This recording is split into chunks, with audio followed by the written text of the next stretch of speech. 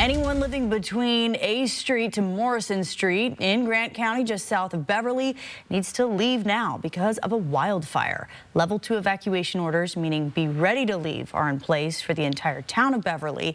Investigators say the fire all started when this tractor trailer crashed on Highway 243. They say the driver in that crash is okay.